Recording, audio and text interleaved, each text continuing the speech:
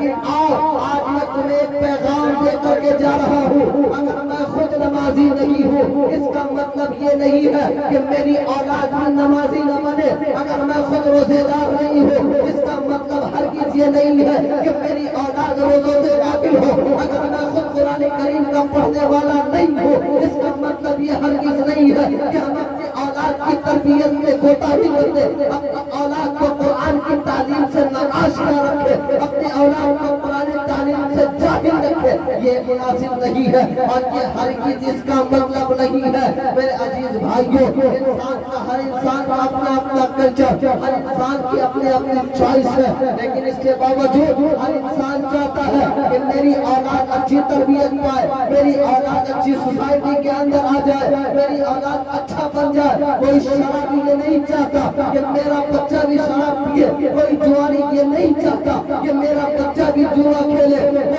کوئی عیاشی کرنے والا یہ نہیں چاہتا کہ میرا بچہ بھی عیاشی کرے. ہر شخص کے دل کی خواہش ہوتی ہے کہ میرے بچے کے اندر اچھا سنسکار آ جائے, میرے بچے کے اندر اچھی تربیت. دل نہ کسی کا کبھی دکھا, دکھ نہ کسی کو بھی پہنچا, مل جائے گا دل کو سکون. لله نحمده ونستعينه ونستغفره ونؤمن به ونتوكل عليه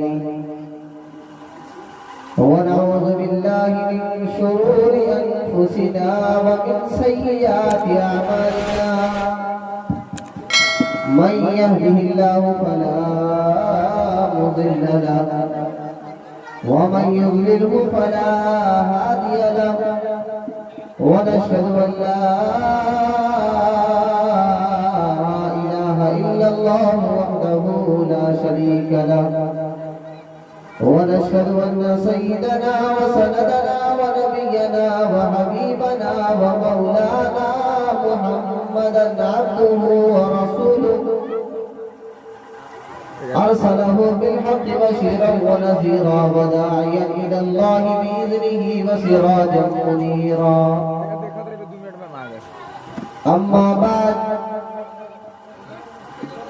أعوذ بالله من الشيطان الرجيم. بسم الله الرحمن الرحيم.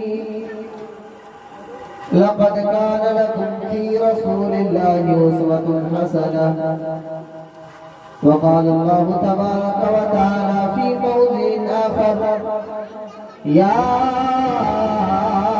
أيها النبي قل لأزواجك وبناتك ونساء المؤمنين يدنين عليهن من جلابيبهن.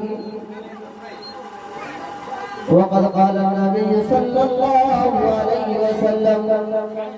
لا يؤمن أحدكم حتى أكون أحب إليه من والده وولده والناس أجمعين, أو كما قال عليه الصلاة والسلام. صدق الله العظيم وصدق رسوله النبي الأمين المتين المتين الكريم. ونحن على ذلك لمن الشاهدين والشاكرين والحمد لله رب العالمين.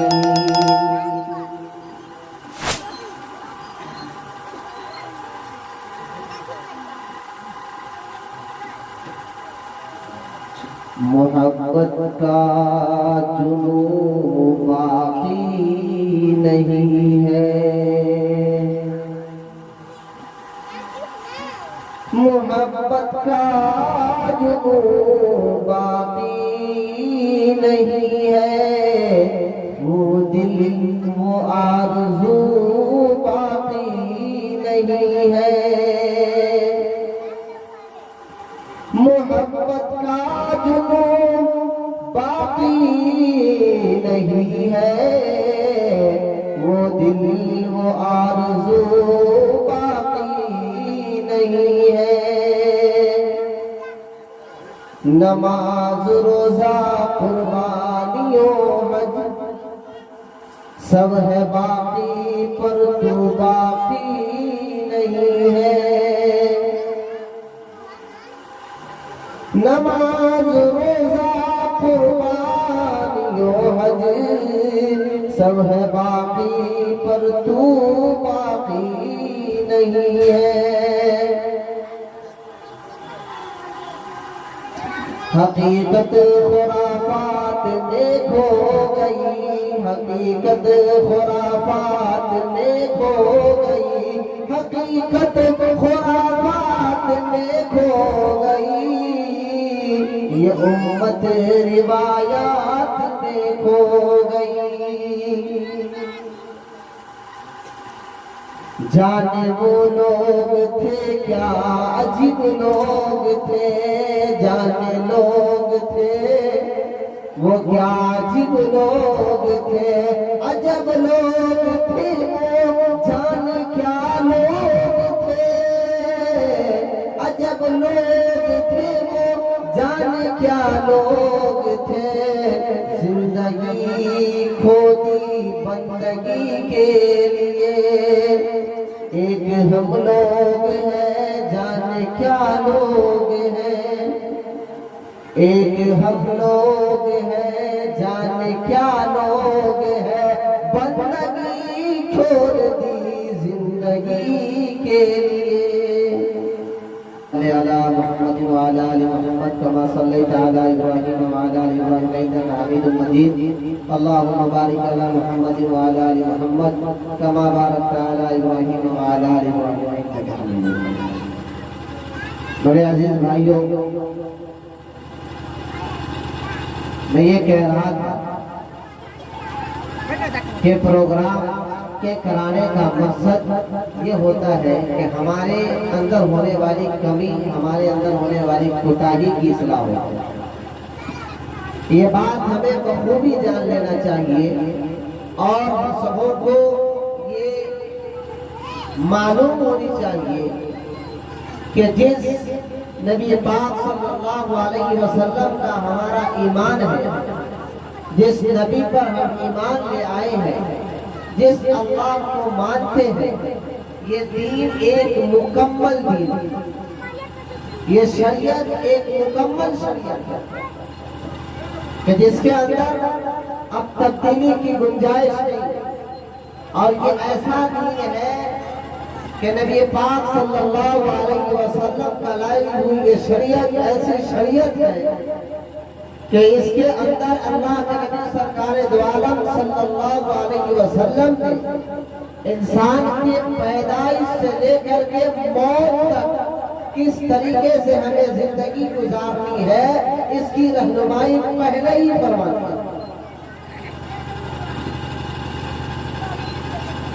نبی پاک صلی اللہ علیہ وسلم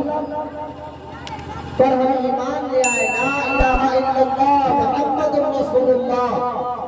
کا ہم نے اقرار کیا، اور جب ہم نے اس کا اقرار کیا تو اس اقرار کرنے کے بعد اس کے تقاضوں پر عمل کرنا، اس کے تقاضوں کو مان کر چلنا، یہ ہمارا اہم فریضہ ہے۔ اگر کوئی انسان ان کے تقاضوں پر نہیں چلتا، ان کے تقاضوں پر عمل نہیں کرتا، تو پھر یہ سمجھے کہ اس کا ایمان مکمل اور کامل نہیں ہے۔ دین تو مکمل ہے، دین کامل ہے۔ اليوم اکملت لکم دینکم واتممت علیکم ورضیت لکم الاسلام دینا، کہ اللہ تبارک و تعالیٰ نے مکہ کے دین نبی پاک صلی اللہ علیہ وسلم کو یہ پیغام دے کر کے، یہ وحی بھیج کر کے، یہ کلام کی آیت نازل کر کے نبی پاک صلی اللہ علیہ وسلم کے ذریعے ساری دنیا کو بتا دیا کہ اليوم اکملت لکم دینکم واتممت علیکم ورضیت لکم الاسلام دینا، کہ ہم نے آج تمہارے اوپر اپنے دین کو مکمل کر دیا، آج ہمارے اوپر یہ دین مکمل ہو گیا۔ اب ہمیں اپنی زندگی گزارنے کے لیے، اپنی زندگی بسر کرنے کے لیے، اپنی زندگی کے اندر نبی پاک صلی اللہ علیہ وسلم کی سنت کو لانا ضروری ہے۔ ہمیں اپنی زندگی گزارنے کے لیے بچے کی پیدائش سے انسان کی موت تک کے ہمیں اگر فالو کرنا ہے، کسی کا پیچھا کرنا ہے، کسی کی تابعداری کرنی ہے، کسی کی سیرت کو اپنانا ہے،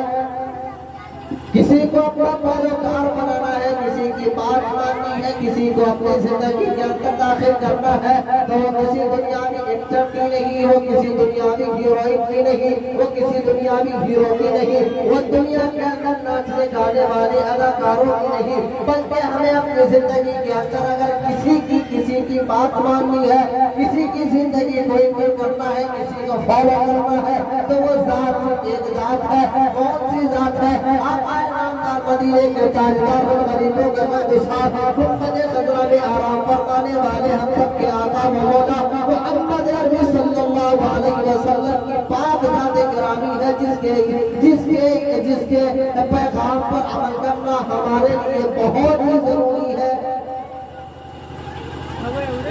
انسان کی پیدائش سے لے کر کے موت تک کا پیغام، موت تک کا طریقہ اللہ کے نبی سرکار دو عالم صلی اللہ علیہ وسلم نے ہمیں بتا دیا۔ اب ہمیں اپنی زندگی کے اندر عمل کرنے کے لیے اپنے شریعت سے راستہ پوچھنا ہے، اسلام سے پوچھنا ہے۔ ہمیں کسی غیر کی تابعداری کرنے کی ضرورت نہیں۔ ہمیں اپنی زندگی کے اندر چلنے کے لیے، زندگی گزارنے کے لیے ہمیں اللہ اور اس کے رسول کے فرمان کی تابعداری کرنی ہے، اس سے ہٹ کر کے ہمیں زندگی نہیں گزارنا ہے۔ ہاں وہ موقع خوشی کا ہو یا غم کا ہو، اچھائی کا ہو یا اسی طریقے سے شادی کا ہو، موت کا ہو، کوئی بھی زندگی کا وقت ہم گزارے تو اس کے اندر نبی پاک صلی اللہ علیہ وسلم کی سنت کو ٹٹولے، نبی پاک صلی اللہ علیہ وسلم کی سیرت کو جھگورے، آپ صلی اللہ علیہ وسلم کے طریقے کو کھوجے کہ اس وقت پر، اس لمحے میں، اس طریقے میں نبی پاک صلی اللہ علیہ وسلم کا اور آپ کے جانے ساروں کا، آپ کے محبوبوں کا، آپ کے چاہنے والوں کا طریقہ کیا تھا۔ اسلام وہ مکمل مذہب ہے، وہ پیارا مذہب ہے کہ جب بچہ پیدا ہوتا ہے تو نبی پاک صلی اللہ علیہ وسلم ارشاد فرماتے ہیں اگر کوئی بچہ تمہارے گھر کے اندر پیدا ہو، کسی بچے کی ولادت ہوتی ہے، بیٹا ہو یا بیٹی ہو، تو سب سے پہلے تیرا فریضہ یہ بنتا ہے، تیرا کام یہ ہے کہ اپنے بچے کے ولادت کی خوشی کے موقع پر اپنے بچے کے سر سے وبا کو دور کرنے کے لیے، نظر بد سے بچانے کے لیے، لوگوں کے نظر سے بچانے کے لیے، لوگوں کی بری نظروں سے بچانے کے لیے، اپنے بچے کو کامیاب و کامران کرنے کے لیے، اپنے بچے کو اس دنیا کے اندر مطیع و فرما بردار بنانے کے لیے، ایک اللہ کے اوپر ایمان لانے کے لیے، تاجدار مدینہ محمد صلی اللہ علیہ وسلم کا غلام بنانے کے لیے اور اپنا فرما بردار اولاد بنانے کے لیے تمہیں سب سے پہلا کام یہ کرنا ہے کہ جب بچہ تمہارے گھر کے اندر ولادت لے، جب بچہ تمہارے گھر کے اندر پیدا ہو تو سب سے پہلے تم اس کے دائیں کان کے اوپر آذان کو، بائیں کان میں اس کے اقامت کہو، اس لیے کہ تمہاری سمجھ سے اس بچے کو پتا چل جائے گا کہ ہم نے اس دنیا کے اندر جو جنم لیا ہے، اس دنیا کے اندر ہماری آمد ہوئی ہے تو ہم آزاد نہیں ہیں،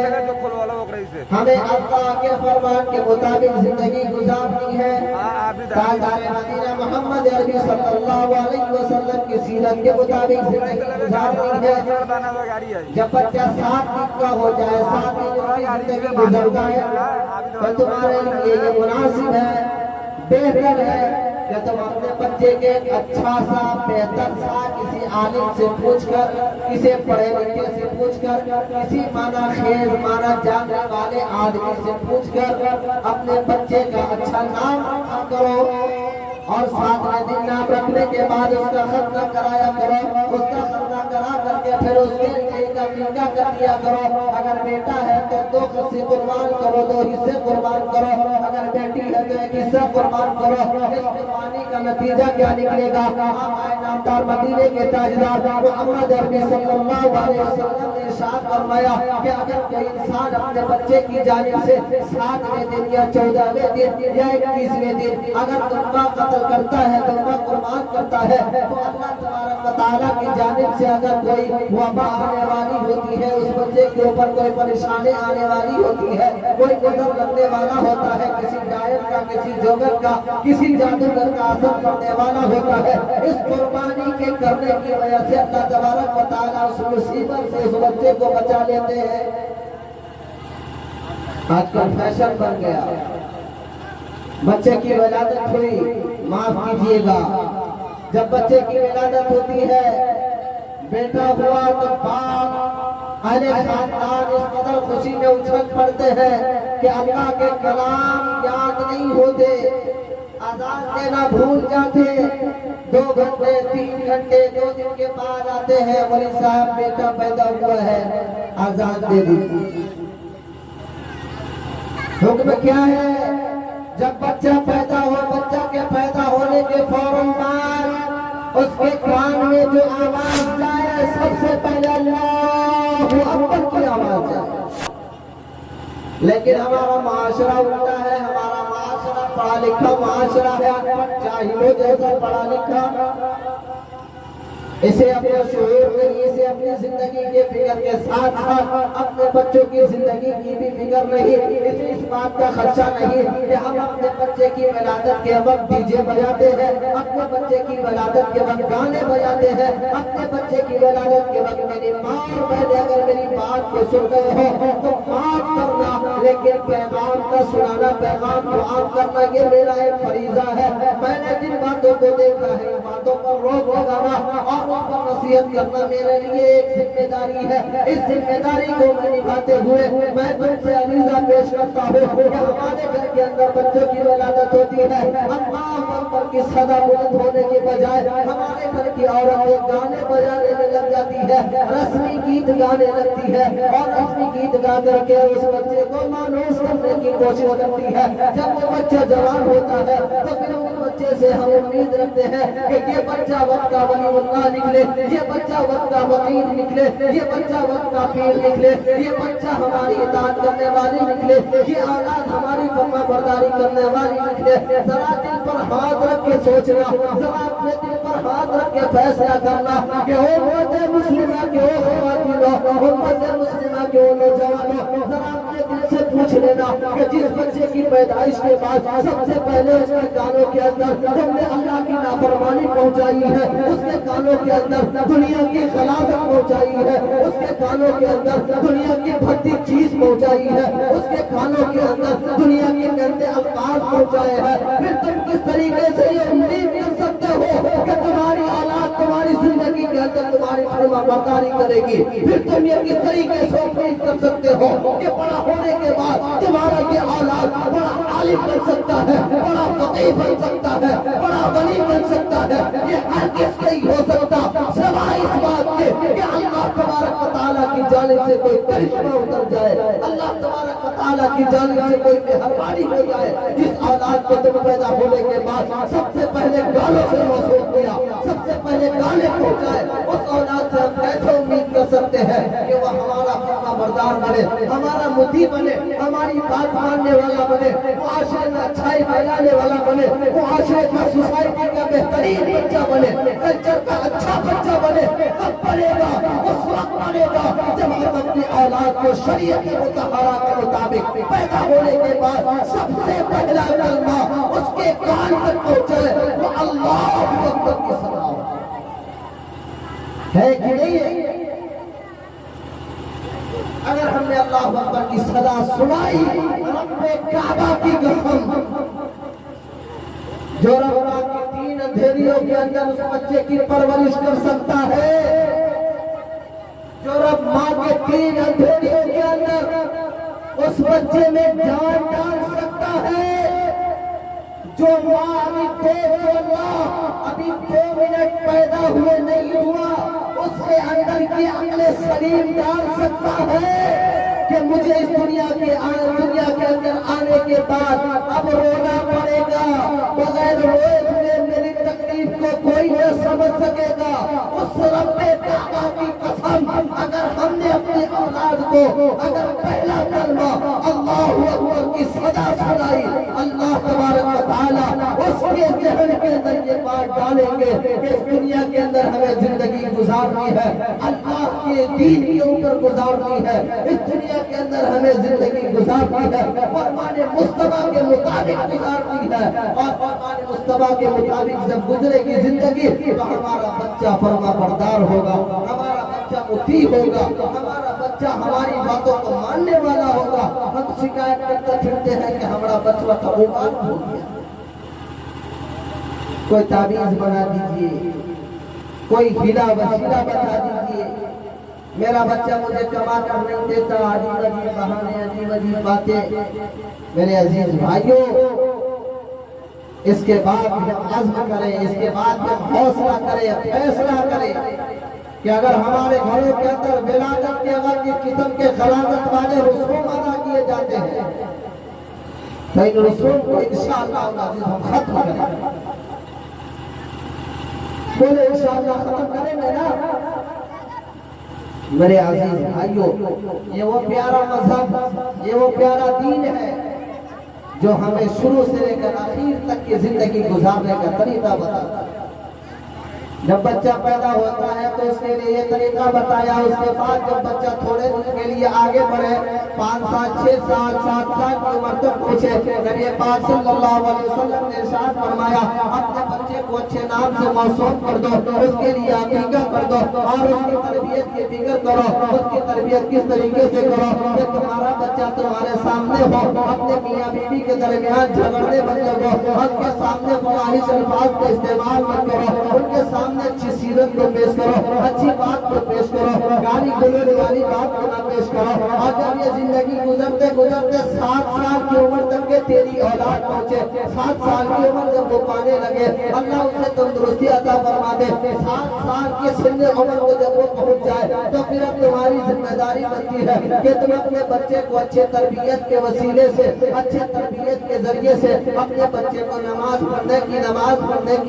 पढ़ने की दावत दो। अब बात आ जाएगी मौलवी साहब, फिर आपने नमाज को लाही कर खड़ा कर दिया, आगे हम खुद नमाज नहीं पढ़ते हैं तो अपने बच्चों को नमाज की कैसी दावत दे। मेरे अजीज भाइयों, सिंपल सा मसाला है, मैं आपको बताने की कोशिश करता हूँ। ये तरबियत बहुत बड़ी चीज है। इस तरबियत में अगर हम पीछे रह गए, इस तरबियत में अगर हमने अपने दामन को खींच लिया, अगर हम अपनी बुज़दिली के शिकार हो गए तो फिर हमारी औलाद कामयाब नहीं हो सकती है। ये अलग की बात है कि हमारे अंदर रसूल पाक सल्लल्लाहु अलैहि वसल्लम की मुकम्मल इताअत नहीं है, हम नमाजी नहीं है, हम रोजेदार नहीं है, हम हाजी नहीं है, हम कुरान करीम की तिलावत करने वाले नहीं है। मुझे कोशिश करना चाहिए कि हम इन तमाम चीजों के आदी बन जाए। लेकिन आओ, आज मैं तुम्हें एक पैगाम दे करके जा रहा हूँ। अगर मैं खुद नमाजी नहीं हूँ, इसका मतलब ये नहीं है कि मेरी औलाद भी नमाजी न बने। अगर मैं खुद रोजेदार नहीं हूँ, इसका मतलब हरगिज़ ये नहीं है कि मेरी औलाद रोजों से गाफिल हो।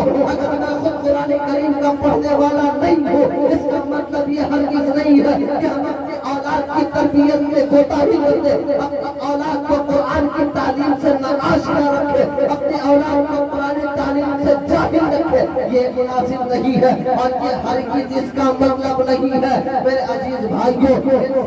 हर इंसान का अपना अपना कल्चर, हर इंसान की अपनी अपनी चॉइस है, लेकिन इसके बावजूद हर इंसान चाहता है कि मेरी औलाद अच्छी तरबियत पाए, मेरी औलाद अच्छी सोसाइटी के अंदर आ जाए, मेरी औलाद अच्छा बन जाए। कोई शराबी ये नहीं चाहता कि मेरा बच्चा भी शराब पिए, कोई जुआरी ये नहीं चाहता कि मेरा बच्चा भी जुआ खेले, कोई अय्याशी करने वाला ये नहीं चाहता कि मेरा बच्चा भी अय्याशी करे। सबके दिल की ख्वाहिश होती है कि मेरे बच्चे के अंदर अच्छा संस्कार आ जाए, मेरे बच्चे के अंदर अच्छी तरबियत आ जाए। ये तरबियत आएगी कैसे? ये तरबियत आएगी कैसे? नबी पाक सल्लल्लाहु अलैहि वसल्लम ने फरमाया कि तुम अगर नमाज पढ़ते हो बहुत अच्छा, बहुत अच्छा, तुम अगर दीनदार हो बहुत अच्छा। अगर तुम्हारी जिंदगी के अंदर दीन नहीं है, इसके बावजूद तुम अपनी औलाद को नमाज की ताकीद करो। 7 वर्ष की उम्र का हो जाए, तुम कमाने दिल्ली गए, تم کمانے ممبئی گئے، تم کمانے سعودی گئے، لیکن تمہارا بیٹا جو 7 سال کی عمر تک پہنچا ہے وہ اپنے ماں کے گودوں کے اندر بیٹھا ہے، وہ اپنے گھر کے اندر ہے، اس کے ساتھ پریشانی نہیں ہے، ان کے ساتھ نادینی کا کوئی سبب نہیں ہے۔ اس لیے تمہیں تاکید کرنا چاہیے کہ ہماری اولاد گھر پر ہے، اس کے ماں سے پوچھو کہ اولاد ہماری نماز پڑھتی ہے یا نہیں، اولاد ہماری دین کے مطابق چل رہی ہے یا نہیں۔ قسم خدا کی اگر ایک گارجین اس طریقے سے اپنے اولاد کی فکر کرنے لگے، اپنے عیبوں کو چھپا کر کے اپنے بچوں کو آگے بڑھانے کی کوشش کرنے لگے، اپنے کعبہ کی قسم اس کے بعد سے ابھرنے والا امت مسلمہ کا ایک نوجوان نمازوں کی پابندی نظر آئے۔ اس لیے یہ ضروری نہیں ہے کہ ہم نماز نہیں پڑھتے تو بچوں کو کیسے کہے لاج لگتا ہے، نہیں، میرا کام جو ہے وہ میں کروں گا، تمہارا کام جو ہے وہ تم کرو سختی کے ساتھ۔ نبی پاک صلی اللہ علیہ وسلم نے فرمایا جب 7 سال کی عمر تک پہنچے تو اس کے بعد تم کیا کرو، نماز پڑھنے کے لیے کہو، سمجھاؤ، دلال سے، پیار سے، بتا کر کے، رلا کر کے، کھلا کر کے، پلا کر کے، پیسے دے کر، جو مانگے دے کر کے نماز کی عادت بناؤ۔ 3 سال کا عرصہ دیا، 3 سال کے اندر اس کو سمجھاتے رہو، سمجھاتے رہو، سمجھاتے رہو، اور جب 10 سال کی عمر کو پہنچے اور پھر نمازوں کی پابندی نہ کرے، پھر رب کعبہ کے پھر نبی پاک صلی اللہ علیہ وسلم نے ارشاد فرمایا کہ اب تمہیں ان کی خبر ڈنڈے سے لیا کرو، اگر وہ نماز کی پابندی نہیں کرتا تو تم اس کی خبر ڈنڈے سے لو، مارو، پیٹو اور زبردستی نماز پڑھنے پر مجبور کرو۔ میرے عزیز بھائیوں، یہ اسلام کا پیغام ہے، اسلام کا پیغام ہے۔ آئیے جب 10 سال کی عمر کو پار کرتی ہے اولاد، 10 سال کی عمر کو گزارتی ہے، 12 سال، 13 سال، 14 سال، 16 سال، 18 سال، یہ تمام کے تمام وجود ہے۔ ان دنوں میں اولاد بالغ ہونے لگتی ہے،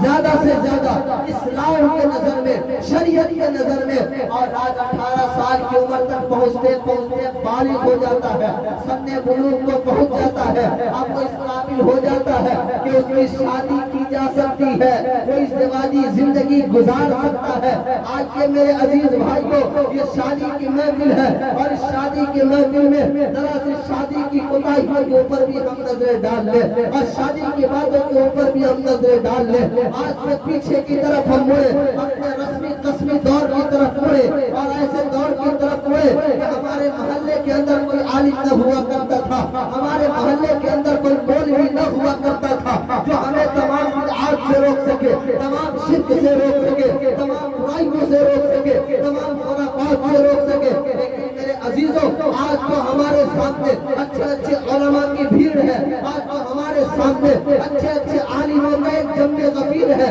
لیکن اس کے باوجود یہ کوتاہیاں کیوں ہو رہی ہے، اس کے باوجود یہ غلطیاں کیوں ہو رہی ہے؟ میرے عزیز بھائیوں، اللہ کی قسم یہ ہمارے ایمان کی کمزوری ہے، ہمارے ایمان کی کمزوری ہے۔ اسلام وہی ہے جو پیغام دے اور ہم اس پر عمل کر لیں، ایمان وہی ہے کہ شریعت جو بتائے ہم اس پر عمل کریں۔ ماں سبب کیا گزرا، ماں باپ کیا گزرے گا، اس سے اسلام کو سروکار نہیں۔ اسلام بس یہ چاہتا ہے کہ ہم نے جو طریقہ دیا ہے اس طریقے کے مطابق ہماری زندگی گزر رہی ہے یا نہیں۔ اگر اس طریقے کے مطابق ہماری زندگی گزری تو ہم مسلمان ہیں، اور ہماری زندگی اس طریقے کے مطابق نہیں گزری پھر سمجھے کہ ہمارے ایمان کی کمی۔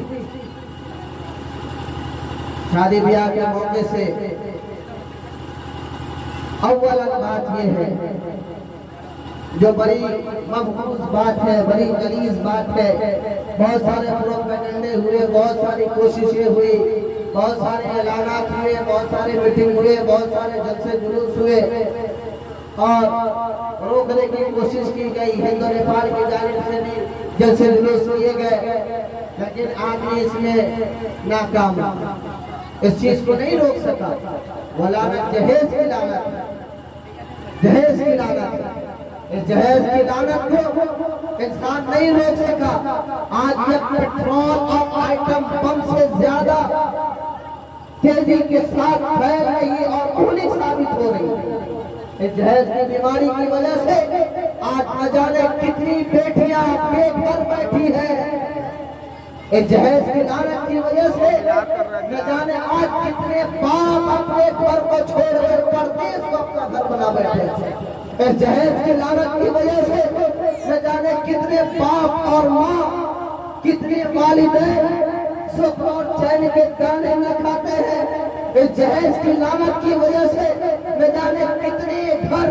گوشت اور مچھلیوں کے لیے ترس جاتے ہیں۔ میرے عزیز بھائیوں، یہ وہ لعنت ہے کہ جس کو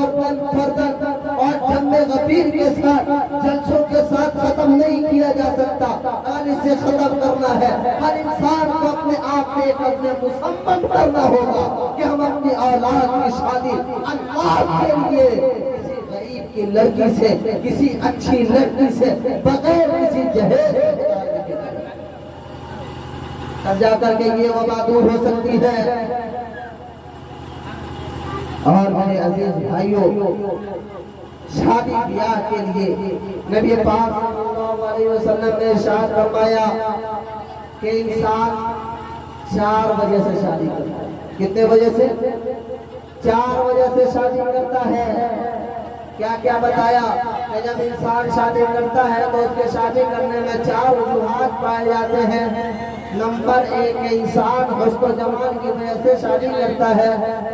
یعنی خوبصورتی دیکھ کر کے شادی کرتا ہے۔ کہیں گیا گھومنے پھرنے، کہیں گیا کسی رشتہ داری کے اندر، ماموں کے گھر، خالوں کے گھر، نانا کے گھر، دادا کے گھر گھومنے گیا، ٹور پہ گیا، جاتے جاتے کسی کو دیکھ لیا اور اس کی حسن و جمال نے اسے متاثر کر دیا، اس کی سیرت، اس کی خوبصورتی اسے بھا گئی اور وہ لڑکی اسے پسند آ گئی۔ یہ ایک انسان ہے جو خوبصورتی کی وجہ سے اس لڑکی سے شادی کرنے پہ آمادہ ہو گیا۔ نبی پاک صلی اللہ علیہ وسلم نے فرمایا کہ انسان 4 چیزوں کی وجہ سے شادی کرتا ہے۔ پہلی وجہ یہ ہے کہ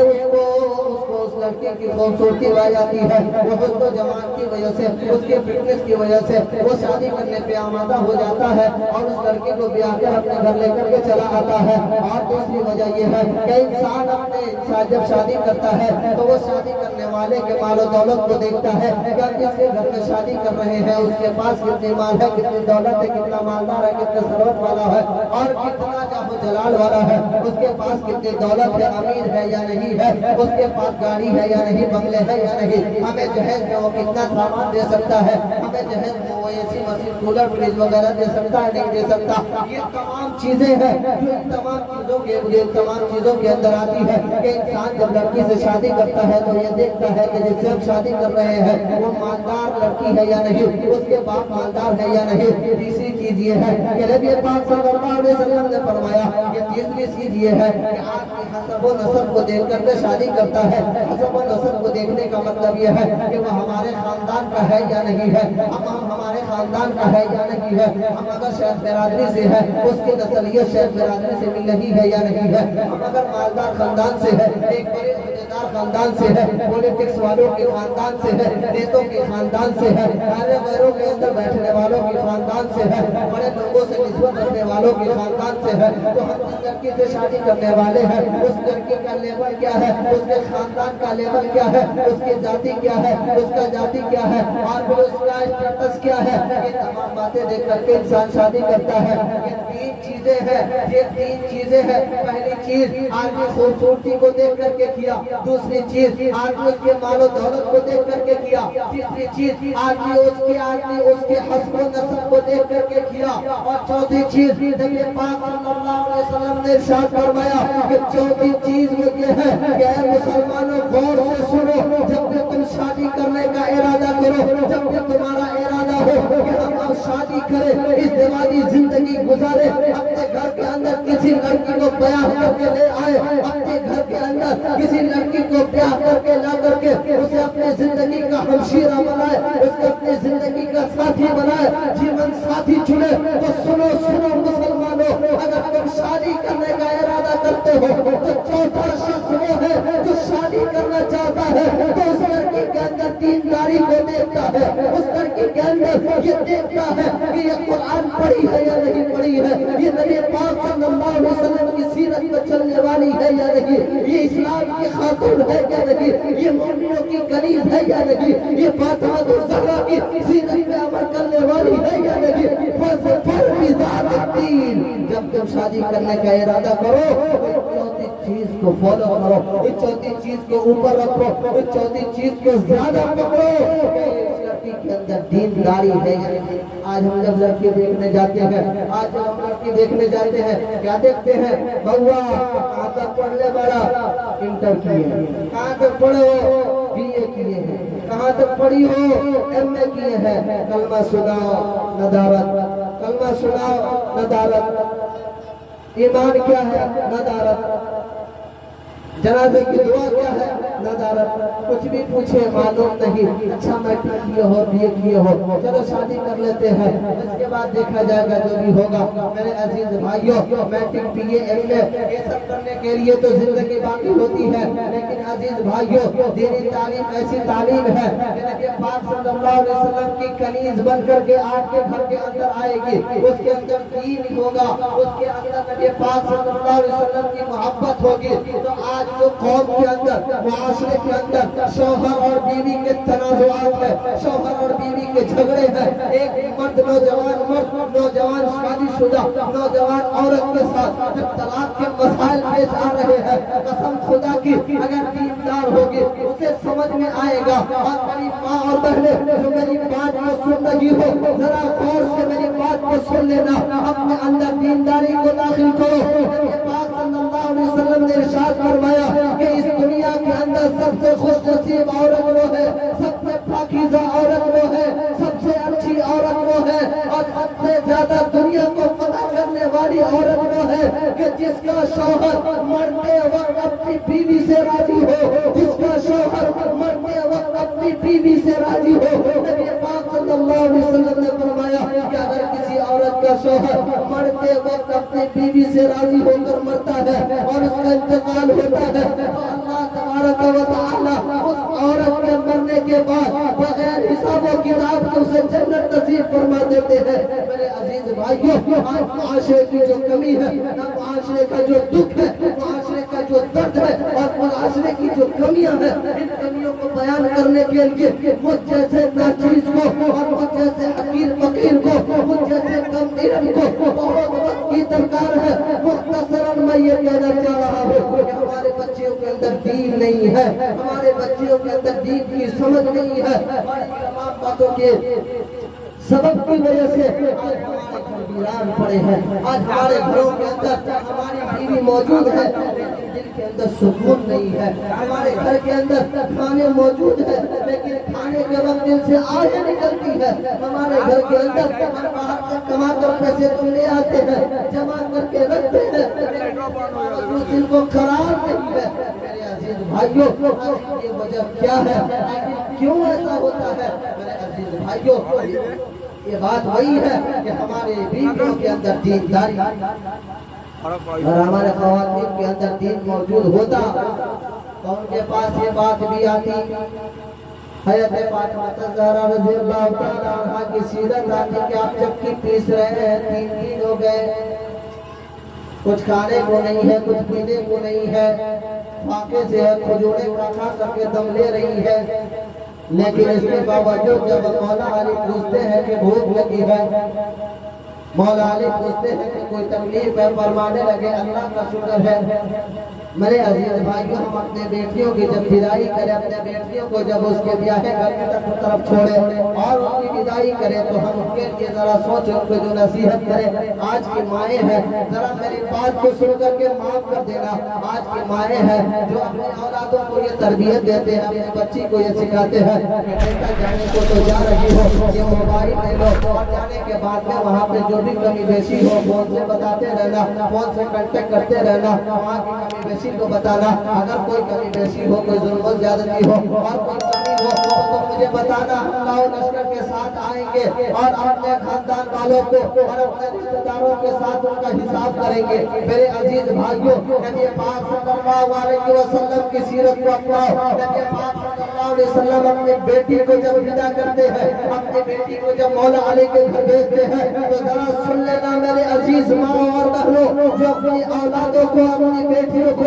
ये सिखा करके विदा करती हो कि जाओ ससुराल में जा करके कोई कमी पेशी हो खोल करके बताना, उसका हिसाब मैं ले लूंगी, उसका हिसाब मैं कर लूंगी। जरा नबी पाक सल्लल्लाहु अलैहि वसल्लम की सीरत पे गौर करना। आका अलैहिस्सलातु वस्सलाम फरमाते हैं, बेटी फातिमा, अब तो मैंने तेरी ब्याह कर दिया, अब तो मैंने तेरी शादी कर दी है, तुम जा रहे हो अली के घर। एक बात का ख्याल रखना, एक बात का ख्याल रखना कि तेरा शौहर मौला अली, तेरा शौहर अली कभी तुझसे नाराज न होने पाए, कभी तुझसे नाराज न होने पाए, कभी तुझसे नाराज न होने पाए। वो जिसके और उसको तुम अपनी उस हद से ज्यादा उससे डिमांड न करना, उससे मांगना मत, उसके उस हद से ज्यादा उसके पास अपनी हाजत को न रखना। आज के दौर के अंदर ये बच्चे, आज के दौर के अंदर ये नसीहत करने वाले वाली बहन, जरा गौर से सुनना और समझना कि मेरे नबी ने अपनी बेटी को क्या बताया था, क्या सिखाया था, और उसी सिखाने के सबब आका अलैहिस्सलातु वस्सलाम की उस कनीज ने, आका अलैहिस्सलातु वस्सलाम की उस पाकीज़ा ताहिरा मुत्तहिरा बेटी ने अपनी जिंदगी को गुजार दिया, लेकिन अपने शौहर को कभी नाराज न होने दिया, अपने शौहर को कभी नाराज न होने दिया। आओ मेरे अजीज भाइयों, बहुत सारे लोग यहाँ पे दामाद वाले भी बैठे हैं, बहुत सारे लोग यहाँ पे ऐसे भी हैं जिनके दामाद बस रहे होंगे, और आपके दामादों के दरमियान, आपके दामादों के और बेटियों के दरमियान खटपट होती होगी। आओ नबी पाक सल्लल्लाहु अलैहि वसल्लम की सीरत की तरफ नजर डालो। हमारे पास अगर बेटी की खबर आए कि बाबा मेरे शौहर ने मेरे साथ जुल्म किया है, बाबा मेरे शौहर की मेरे साथ लड़ाई हो गई है, बाबा मेरे शौहर के साथ मेरा अनबन हो गया है, बाप का रुझान क्या होता है, अच्छा बेटी तेरे शौहर का तेरे से झगड़ा हो गया है, आता हूँ मैं लाओ लश्कर के साथ, आता हूँ मैं केस करके, आता हूँ मैं औलादों को लेकर के, आता हूँ मैं मुखिया को लेकर के, आता हूँ मैं सरपंच को लेकर के, आता हूँ मैं कौम के सरदार को लेकर के, जरा देखता हूँ उसकी इतनी हिम्मत, इतनी मजाक। और नबी पाक सल्लल्लाहु अलैहि वसल्लम की सीरत की तरफ एक मर्तबा की बात है, आका दो जहां सरकार आलम सल्लल्लाहु अलैहि वसल्लम अपने दौलत कदा के अंदर तशरीफ फरमा थे। एक मर्तबा खबर आई, या रसूल अल्लाह, हजरत अली के दरमियान, हजरत फातिमा ज़हरा के दरमियान अनबन हो गई है, आप दोनों के दरमियान बातचीत बंद है, आप दोनों के दरमियान कुछ ना इत्तेफाकी हो गई है। आका ने फरमाया, अच्छा ऐसी बात है, अच्छा ऐसी बात है, अच्छा ऐसी बात है। आज के ससुर है, आज के ससुर है,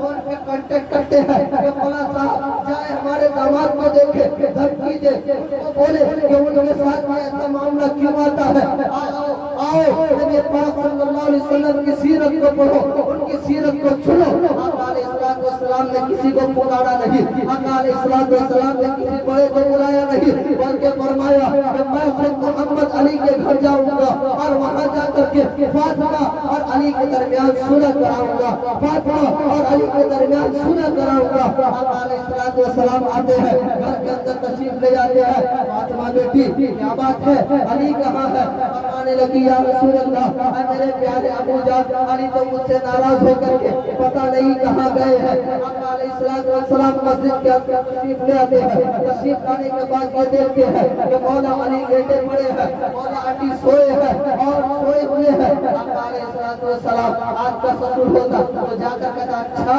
बेटी को मार करके, बेटी को तकलीफ दे करके आकर मजे की खराटे ले रहे हो, मौला आके मजे की खराटे ले रहे हो, बेटी को तकलीफ दे करके आराम से सो रहे हो, मैं तुम्हारी चमड़ी उधेड़ दूंगा। आओ नबी पाक सल्लल्लाहु अलैहि वसल्लम की सीरत की तरफ। नबी पाक सल्लल्लाहु अलैहि वसल्लम ने आपको कुछ नहीं फरमाया, आपने कुछ नहीं फरमाया, जाकर करीब बैठ गए और करीब बैठने के बाद सोए हुए थे मौला अली, और अली के चेहरे पे हाथ रखा, अली के चेहरे पे हाथ रखा, अली के पीठ पे हाथ रखा, हाथ को सहलाते हुए फरमाया, या अमत तुरा, या अमत तुरा, या अमत तुरा। ये बात जब सुनना था, मौला अली की आंखें खुली कि नबी पाक सल्लल्लाहु अलैहि वसल्लम आ गए। ये है नबी की सीरत, ये है नबी का तरीका कि हमारे घरों के अंदर अगर ना इत्तेफाकी आ जाए, हम उस आग में पेट्रोल डालने की कोशिश न करें। पेट्रोल डालने का नतीजा पता है आपको क्या होता है? आज के ये मुआशरे के अंदर बेटी खबर पहुंचाती है कि हमारा उसके साथ अनबन हो गया। हमारी माँ का भी बड़ा कमाल होता है,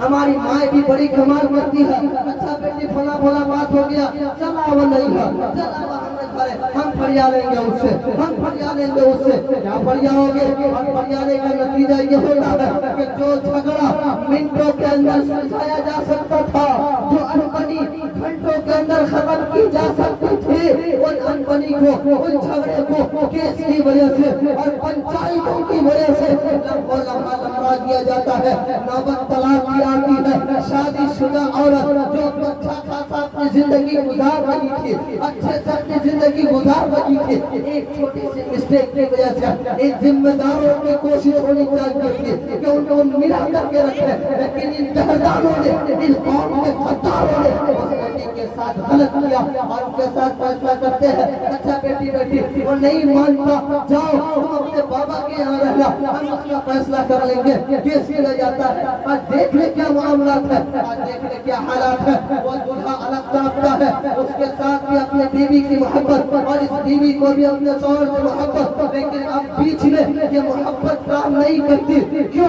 اس لیے کہ ان کے سامنے فیصلہ کرنے والوں کے بات ہوتے ہیں، ان کے سامنے فیصلہ کرنے والوں کے ہاتھ ہوتے ہیں، اور جب ان کے ہاتھ ہوتے ہیں اب شرم سے وہ بھی چپ، شرم سے یہ بھی چپ، معاملہ یہ ہوتا ہے کہ دونوں کے درمیان نہ اتفاقی بڑھتی ہے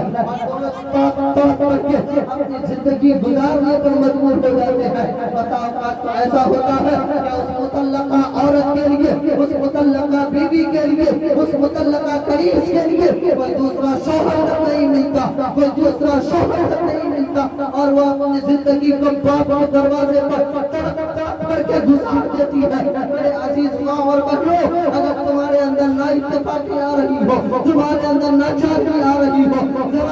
ذرا اس کمزور غلام کی بات کو بھی یاد رکھ لینا، اپنے زندگی کو فنا کرنا تو پسند کرنا، لیکن اپنے شوہروں کی نافرمانی کے عمل نہیں کرنا۔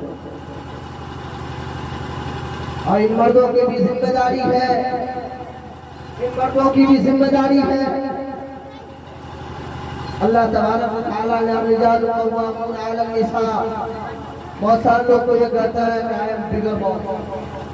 بیوی ہمارے غلام ہے، ہم جو چاہے وہی ہوگا۔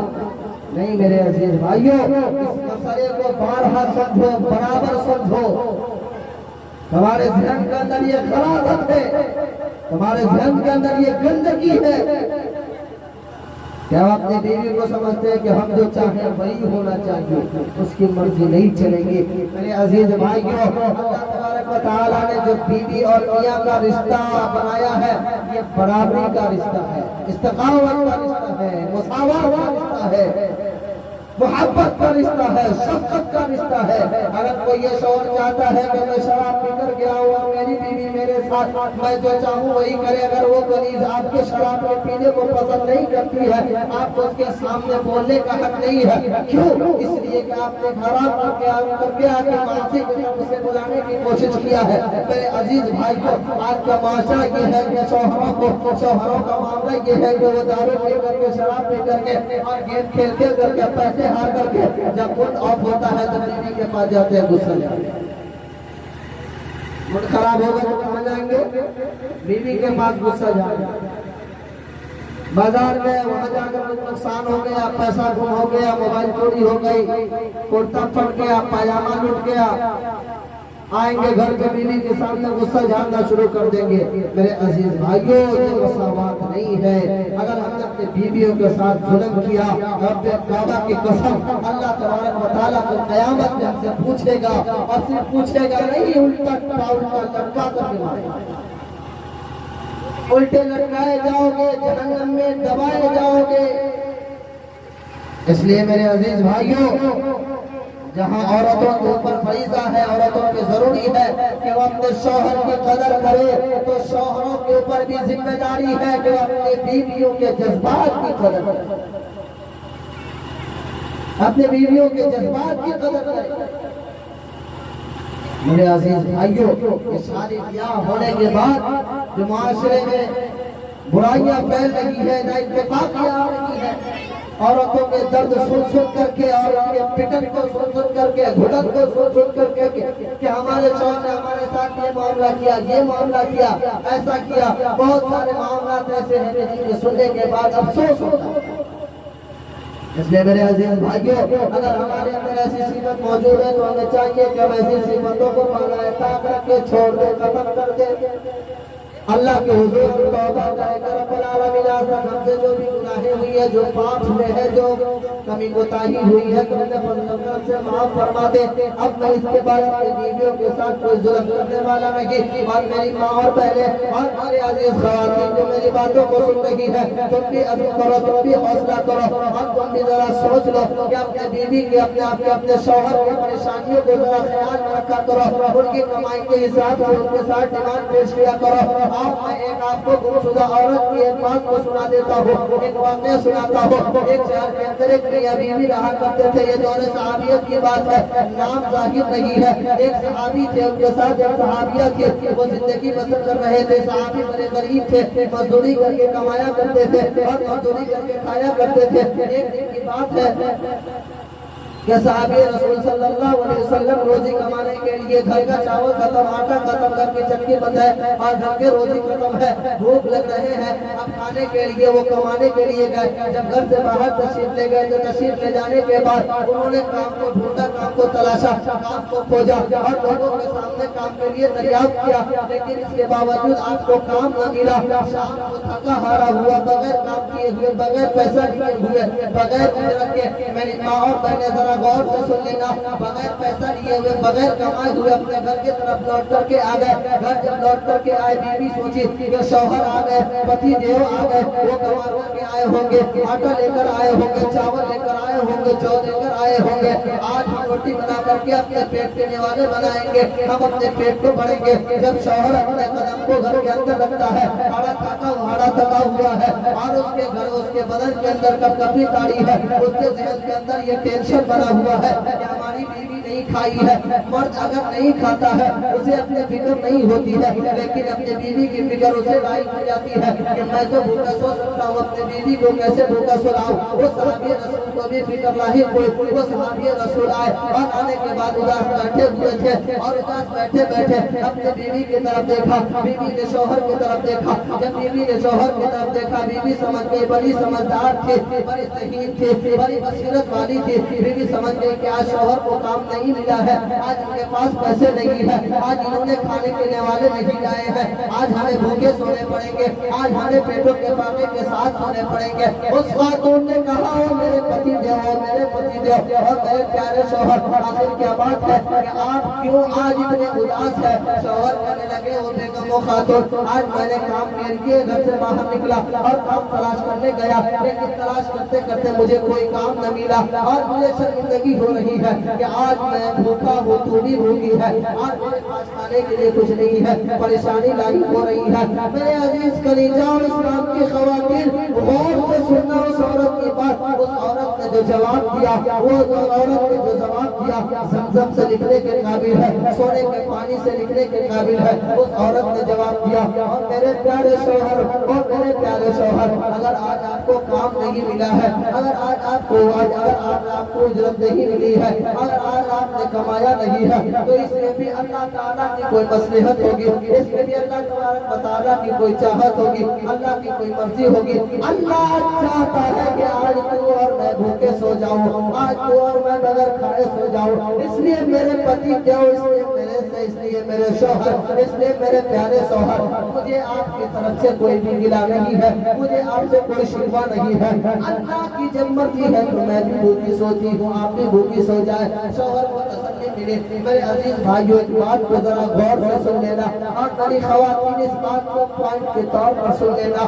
کہ انسان چاہے جتنے بھی دلیر ہو، انسان چاہے جتنا بھی قوت والا ہو، انسان چاہے جتنا بھی طاقت والا ہو، اگر اس کی بیوی کی طرف سے اسے سپورٹ ملتا ہے، اگر اس کی بیوی کی طرف سے اسے سپورٹ نہیں ملتا ہے، اگر اس کی بیوی کی طرف سے اسے سپورٹ نہیں ملتا ہے، بیوی اس کے کمزوری، بیوی اس کے کمزوری کا شکار بنتی ہے، تو اس مرد سے کوئی کام نہیں ہو سکتا، وہ مرد جلد ہی جلد ہار جاتا ہے۔ لیکن اگر کوئی انسان کمزور ہے، لاغر ہے، پتلا ہے، دبلا ہے، ان پڑھ ہے، جاہل ہے، کمانے والا نہیں ہے، اس کے پاس روزی نہیں ہے، لیکن وہ کہیں سے گھوم کر کے آئے اور اس کی بیوی ایک پیار بھری لفظوں سے کہتے ہیں، میرے شوہر آج آپ کی اتنے پریشان ہیں، آپ کی پریشانیوں کے ساتھ ساتھ میں بھی تو وہ हूँ, आपकी परेशानियों को शेयर करने वाली मैं भी हूँ। कसम खुदा की, कायनात के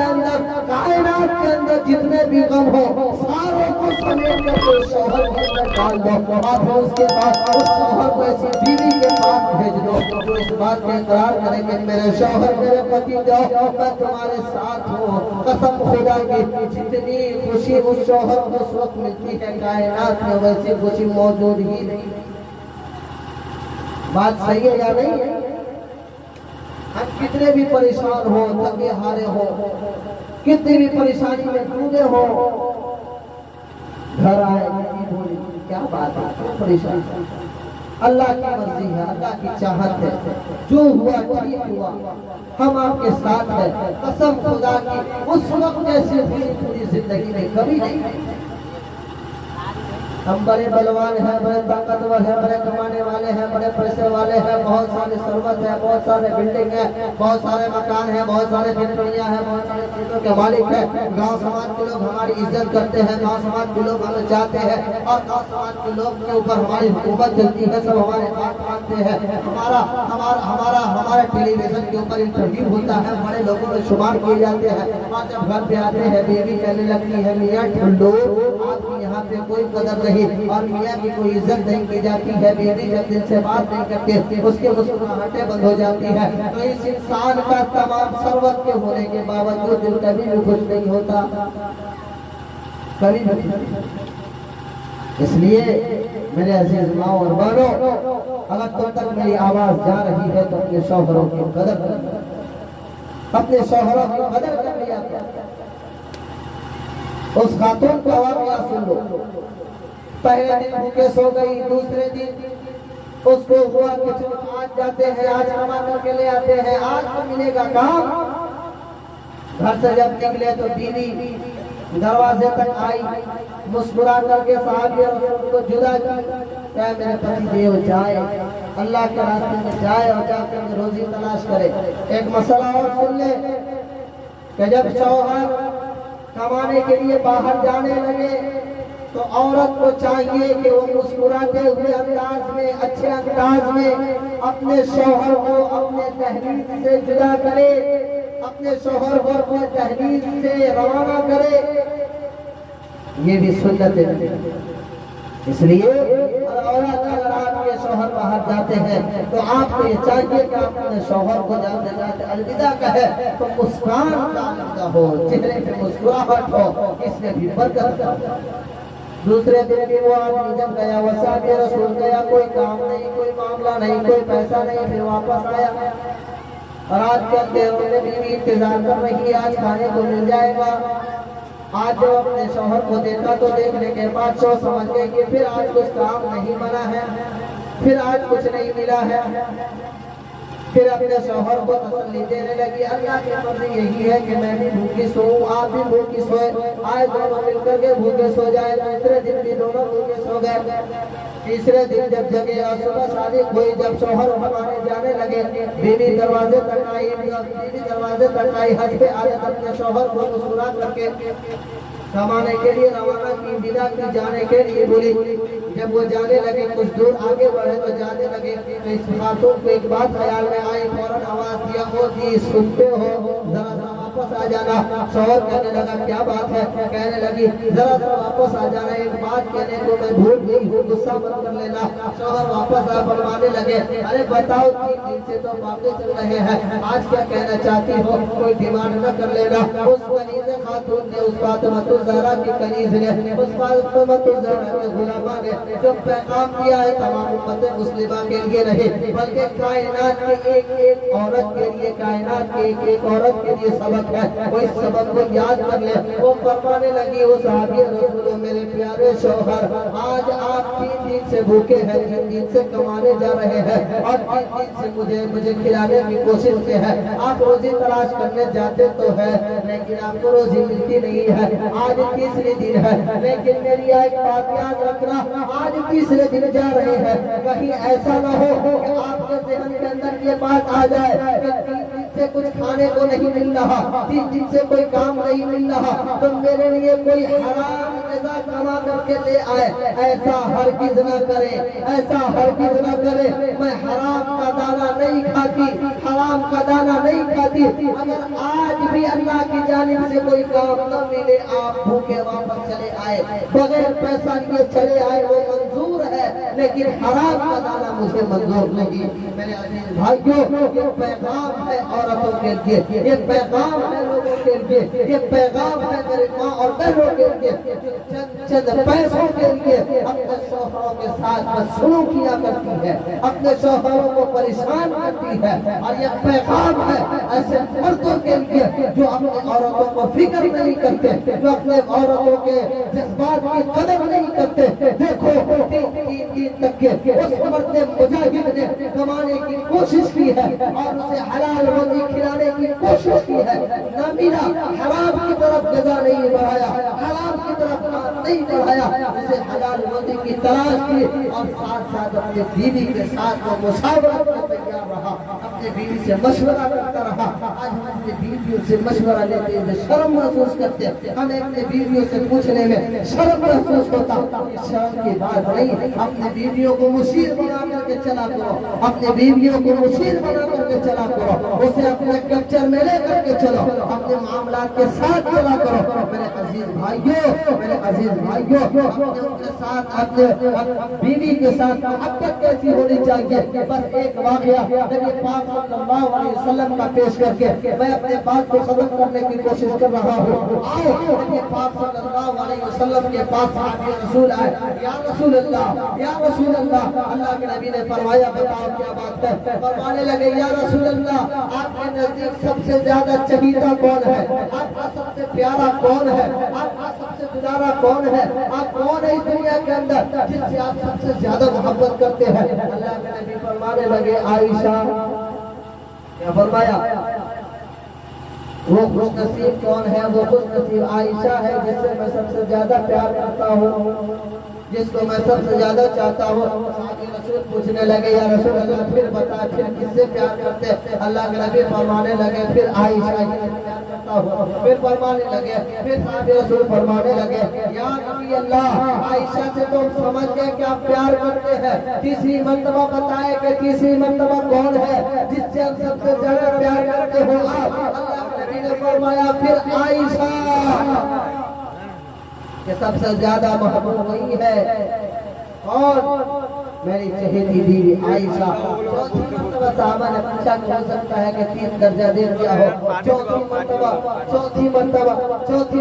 پوچھ لے۔ فرمانے لگے یا رسول اللہ، آپ سب سے زیادہ کس سے محبت کرتے؟ اللہ کے نبی نے فرمایا کیا؟ بنت ابی بکر۔ کیا فرمایا؟ حضرت ابو بکر کی بیٹی حضرت عائشہ الزہرا رضی اللہ تعالی عنہا۔ اب آپ نے فرمایا کہ بنت ابی بکر یعنی ابو بکر کی بیٹی سے مطلب نکلا پھر بیوی سے پیغام تھا اس دنیا کے اندر بیوی سے محبت کرو، بیوی سے پیار کرو، وہ ہمشیرہ ہوتی ہے، زندگی گزارنے والی ہم ساتھی ہوتی ہے، اس کے ساتھ ظلم و ستم کے پہاڑ نہ توڑو، اس کے ساتھ ظلم و ستم کے پہاڑ نہ توڑا کرو۔ وہ بھی اللہ کی بندی ہے، اللہ کی پیدا کی ہوئی ہے، تمہارے ذمہ ڈالی گئی ہے اس کا روٹی، اس کا کپڑا،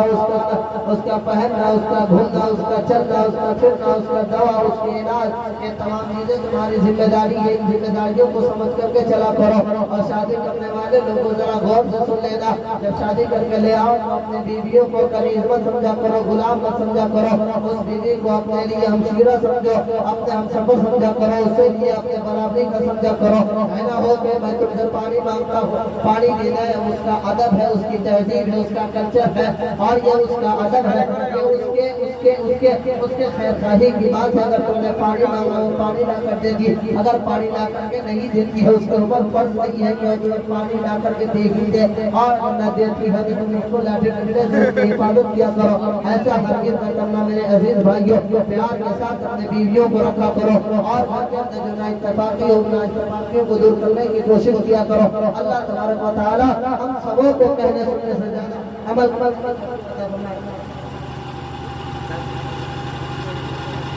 عمل کرنے کی توفیق عطا فرمائے. اور میرے عزیز خواتین جو ان تمام باتوں کو سنی ہے ان سے بھی میں گزارش کر رہا ہوں کہ آپ ان تمام باتوں پہ غور کریں اور ان تمام باتوں پہ غور کرنے کے بعد ہم حوصلہ پیدا کریں وسلم کے فرمان کے مطابق زندگی گزاریں گے.